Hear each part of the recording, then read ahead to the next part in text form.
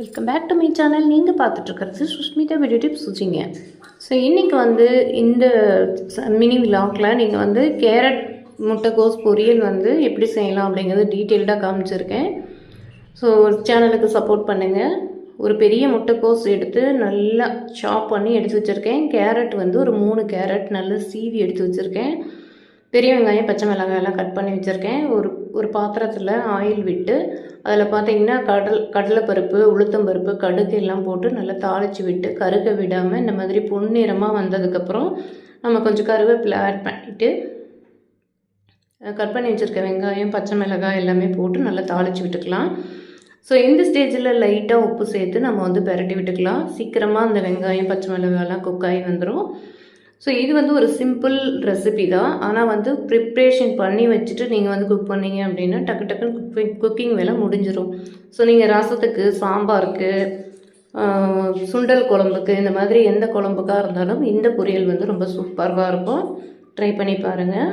So நல்லா தாளித்து விட்டுட்டு இப்போ நம்ம வந்து கட் பண்ணி வச்சுருந்த முட்டைக்கோஸ் வந்து ஆட் பண்ணி இந்த முட்டைக்கோஸுக்கு தேவையான உப்பு சேர்த்துட்டு நல்லா பெரட்டி விட்டுக்கலாம்.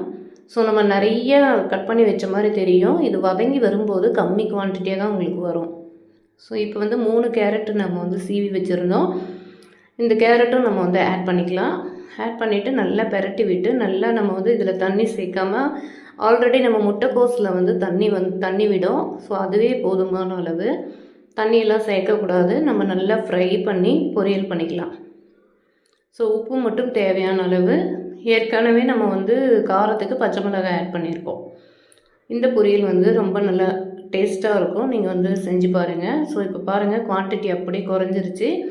இப்போது இறக்க போகிறதுக்கு 10 நிமிஷத்துக்கு முன்னாடி நம்ம வந்து தேங்காய் துருவல் கொஞ்சம் சேர்த்துட்டு நல்லா கிளறி விட்டு எடுத்துக்கலாம். சாதமும் ரெடி ஆகிடுச்சு. இன்றைக்கி குக்கிங் என்ன அப்படின்னு பார்த்தீங்கன்னா, முட்டைக்கோஸ் கேரட் பொரியல் பண்ணி பருப்பு சாம்பார் வச்சு சாதம், கொஞ்சம் லெமன் சாதம் வந்து நான் குக் பண்ணேன். ஸோ அதான் உங்களுக்கு வந்து பொரியல் வந்து டீட்டெயில் வீடியோவாக இதில் நான் வந்து கொடுத்துருக்கேன். ஸோ இந்த வீடியோ உங்களுக்கு பிடிச்சிருந்தால் லைக் பண்ணுங்கள், ஷேர் பண்ணுங்கள். சப்ஸ்கிரைப் பண்ணாமல் நிறைய வியூவர்ஸ் பார்த்துட்ருக்கீங்க.